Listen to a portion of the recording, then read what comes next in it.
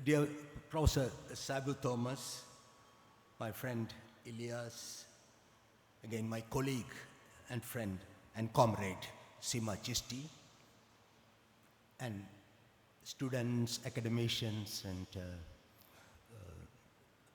and ladies and gentlemen. I'm a stopgap person, kind of a person who has been called at the last minute because another colleague of mine, Mr. Venkatesh Ramakrishnan, was supposed to be the respondent. I'm replacing him as a last minute thing. And so I was not prepared when Elias called me day before and said, you have to respond to Seema Chisti. But then I said yes because I wanted to meet Seema because we had not seen for a long time. She was my colleague in the Express and so on. So please excuse me if I am not able to present to you a very coherent and structured response to Seema's very meaty presentation on the subject. Now, I totally agree with her that the three streams of the anti-colonial struggle were distinct. She mentioned the national freedom struggle under Gandhiji, Nehru, and the Congress. She mentioned about the radical left stream under the working class, under the peasantry, the struggles, the second stream. And the third stream, which is perhaps as old as the other two streams. The Hindutva stream, represented in its embryonic form by as great a person as Tilak, Bal Gangadhar Tilak. And then going on to the formation of the Hindu Mahasabha in the early 20s. That is well before Gandhiji enters the Indian political scene and stirs up the national struggle. The Hindutva forces were already embryonic in the national movement. It is very interesting because because I am addressing you as students, because I need not talk to you like in a platform or public speech. I want you to go into the details. That is he's a scientist there, so I know that, it is to go into not so much the commonalities, but to go into the differences rather than the similarities of things. So we had the embryonic Hindutva in the form of top Congress leaders from Tilak, Malavya, to the Gandhi-Nehru stream, which was always conflicted. It was not a stream. The Hindutva stream was very consolidated, integrated, ideological, though few in numbers.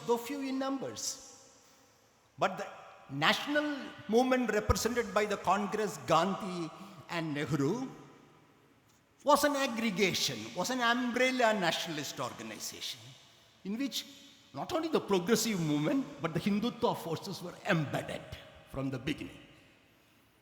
Now, I will tell you a small instance if there are students of history here. There was a time immediately after independence, when the Congress Working Committee in Delhi met and decided to admit RSS members into the Congress. Do you know this? You should be aware because it is in the details of history, not in its broad sweeps and pedagogic presentations that's going to get you the thing. In 1948, when Panditji was on a foreign travel, the Congress Committee, after the death of Mahatma, don't forget, after the death of Mahatma, the Congress Working Committee, including Patel and all the worthies, decided to admit RSS into the Congress, provided they give up the RSS. Now, when he came back, Nehru came back and found this resolution accepted. He immediately called the entire core team and said, no, look at the hem of the national movement. I can tell you any number of instances in history, because this is not discussed, because it's not, I don't think it is an immediate thing, but to understand the context, you have to go back into the history, into what deficit led to this situation in we are today. Because unless we know the deficit, we will not be able to find out the way out of this morass, this impasse. So there was this conflict in the national movement, not only between these three streams, but within the National Congress struggle at the very helm. And to the down, the Indian peasant, the religious Indian peasant.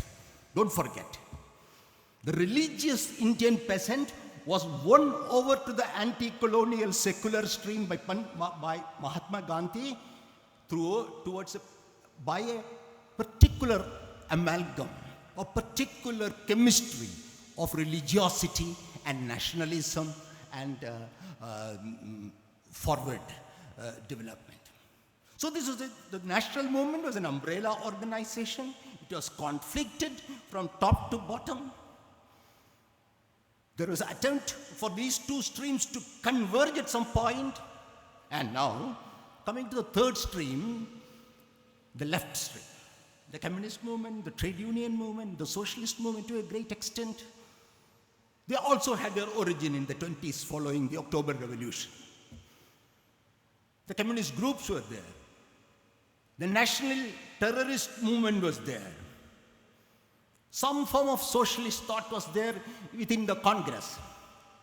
But you should understand, there was absolute, despite their commonality of goal, of liberation, of anti-colonial struggle, the relation between these two streams, the non-Hindutva streams, was also a zigzag conflictual situation.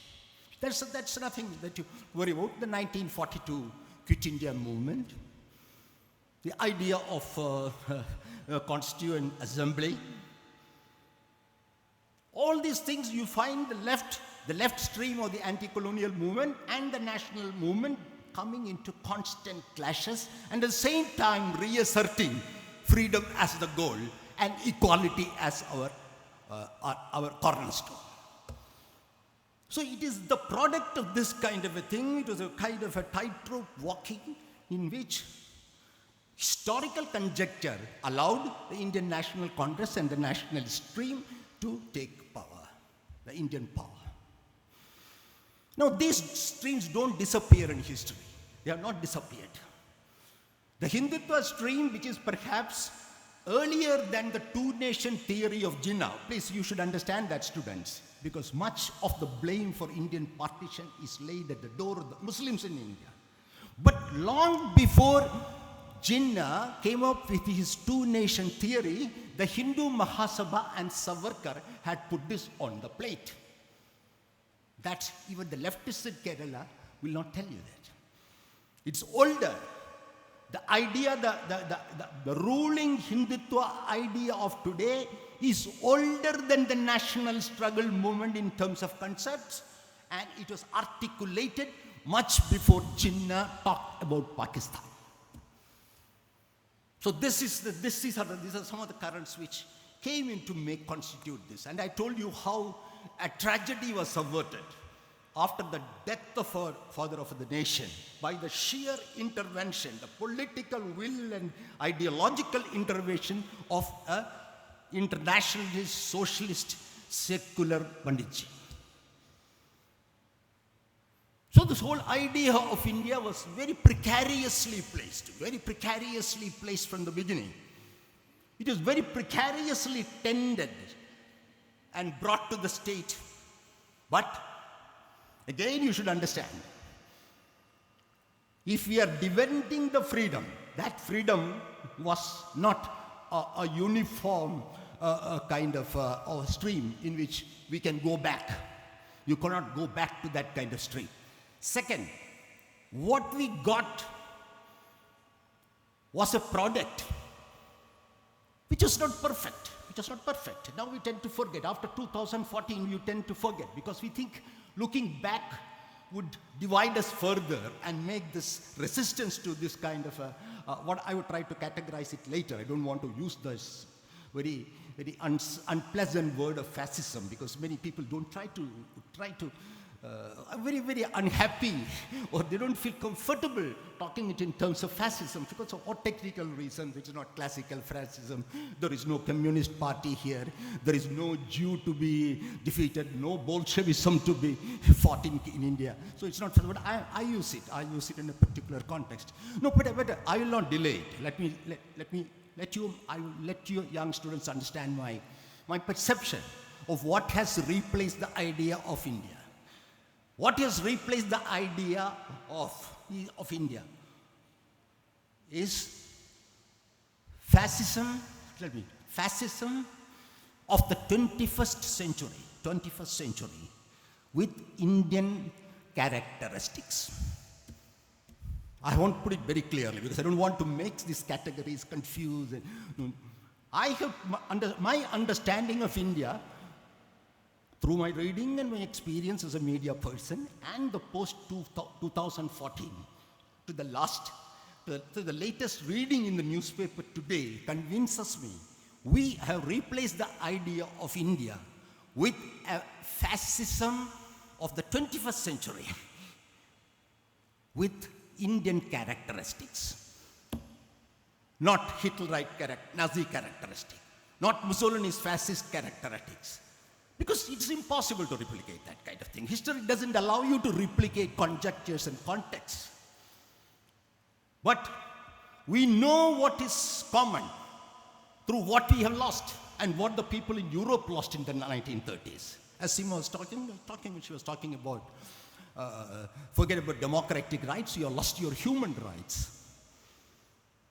The human rights. Forget about democratic rights and media rights and speech. The Indian has lost his human right. Even the radical left in India is unable to say. Why they are not able to say this? Because once you say you have lost human rights, then you are committed to follow human rights in your resistance to fascism. You cannot have a hoodlum SFI, a hoodlum trade union front, hitting and kicking people and yet say we are against fascism. Very clear, it's very unpleasant to talk about this in Kerala. So when you have lost human rights, when you have lost democracy, those resisting those forces need to get to know that this is a different situation, that you cannot be accused of violating human rights, of democratic deficit, of democratic consultation, and possible united front with all kinds of people. That's what I'm saying. I didn't want to say this characterization, my understanding of what has replaced India quite early in this presentation. But that's the one I wanted to tell you. Now, the idea of India as Kilani, as a concept, which is a very fashionable concept among people, especially the elite, liberal, foreign educated, English speaking, what the RSS calls the Macaulay's children. The Macaulay's children. We are all products of Macaulay's children. Don't forget the RSS keep on saying, I hear often, the RSS talks about Muslims, Christians, communists. No. Mr. Gurumurthy, Mr. Mohan Bhagat not only talks about these three traditional enemies which Golwalkar and Hedgewar has said, they also talk about Macaulay's children. Macaulay's children. Who are the Macaulay's children? Sivachisti, Ilyas, you, Professor Chairman Sabu, me. So this addition, that's what I'm saying, this is 21st century fascism with Indian characteristics. It doesn't come with the Hitler mustache. It comes with Modi's attire, whatever it is like. It doesn't come with it need not come with the Holocaust. So rhetorically you say that. You don't have a Holocaust. You don't, and please, dear friends, understand. You talk about Hitler and Modi so much. But Hitler's political party was only 3 years old when it took power. What about our RSS? 1925. They are going to have the centenary next year. So this is not Hitler's fascism. This is not Mussolini's fascism. That came into existence in Germany and Italy just prior to the capture of power. But here is a philosophy, here is a movement, here is a semi-military movement of only men. Please, there's a lot of girls here. You should know who is ruling you. You are ruled by an all-men's club. The Sangh Parivar is an all-men's club. There is no admission for a woman or a young girl into a Hindu Shaka. And Hindu Shaka is the cell of the RSS.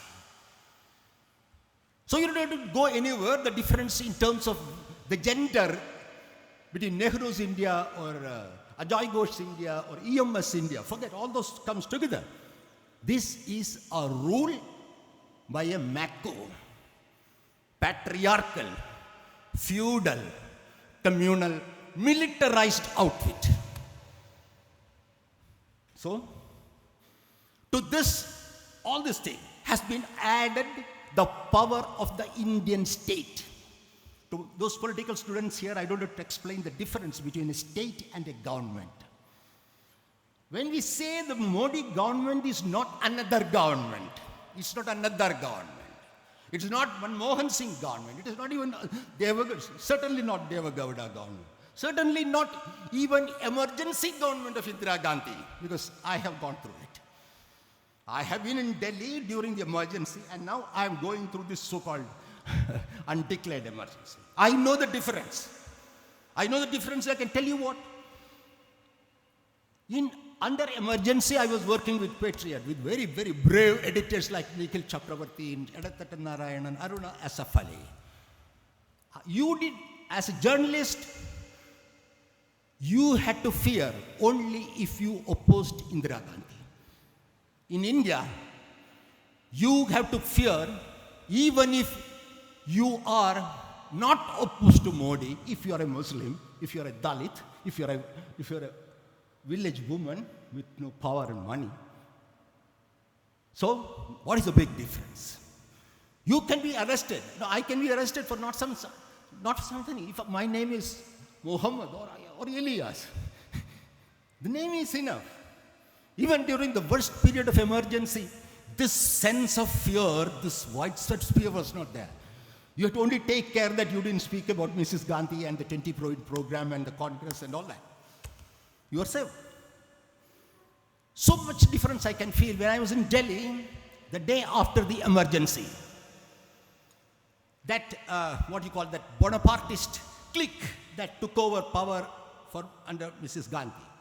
It was looking for one journalist in Delhi to support the emergency at the 9:15 Spotlight program, which is the equivalent of your 9 o'clock prime time team.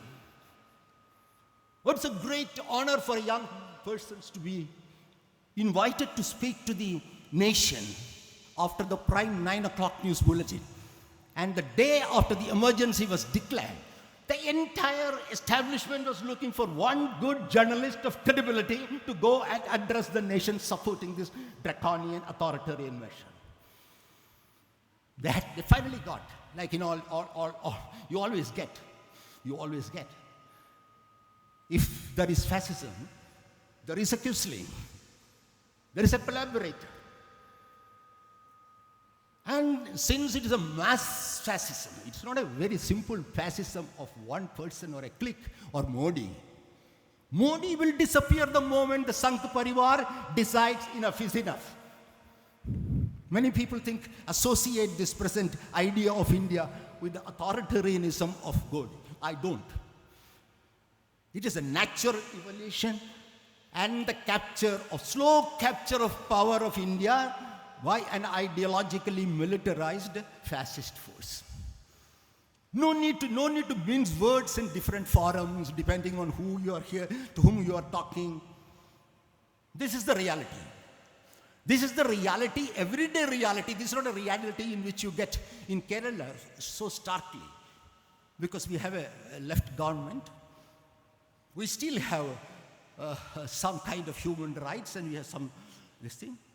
The High Court in Kerala, still, despite being infiltrated by RSS judges or planted RSS judges, I can tell you any number of judges sitting in the Kerala High Court who have been straight come from the Advocates Parishad of the RSS.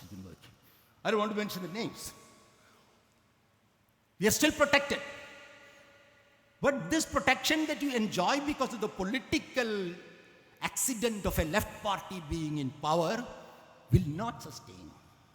Tripura has shown you. Tripura has shown you that here was a left party in government with the support of the tribals. At the head of it, somebody like Manik Sarkar. What happened? What happened? Did it stop the RSS from capturing power? You're talking about, the media in Delhi is especially happy talking about Arunachal Pradesh takeover of Karnataka, Maharashtra. That's very easy for them. Even if you lose the elections, the RSS wins. It's a very easy cliche for the Delhi-based journalists to do it. What happened in Tripura?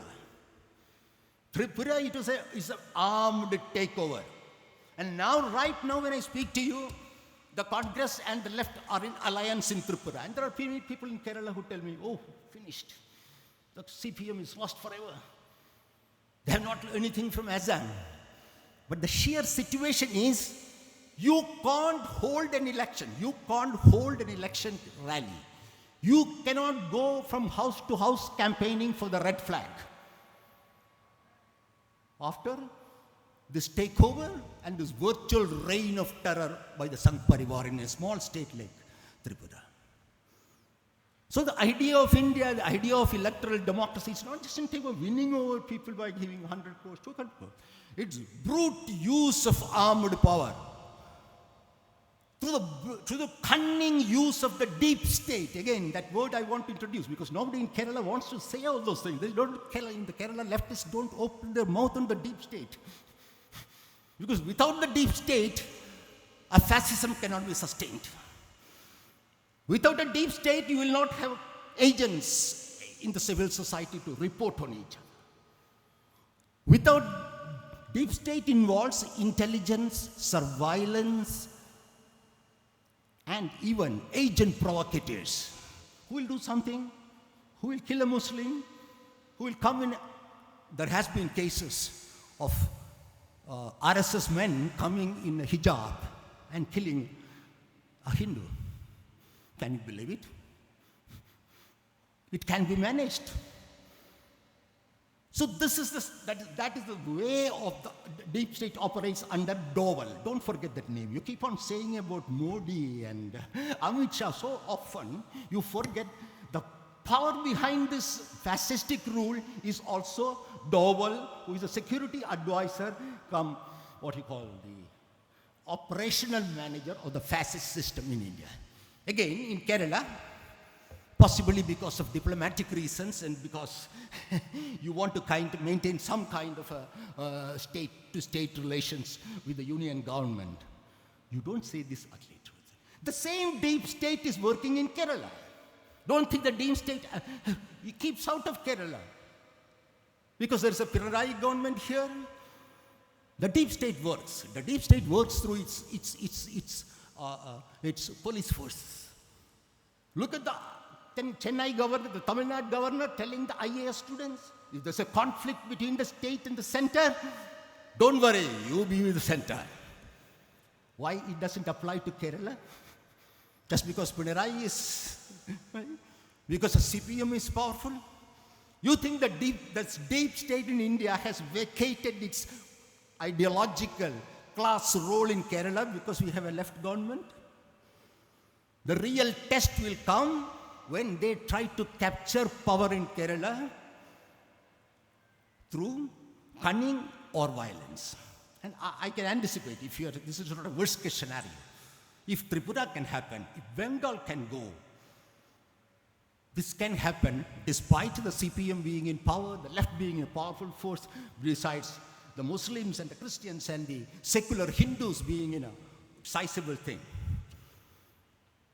Of course, they may not win the elections in Kerala. What is the point of winning elections if they can control the society without government? No point. The election is a necessary condition for democracy, but not a sufficient condition.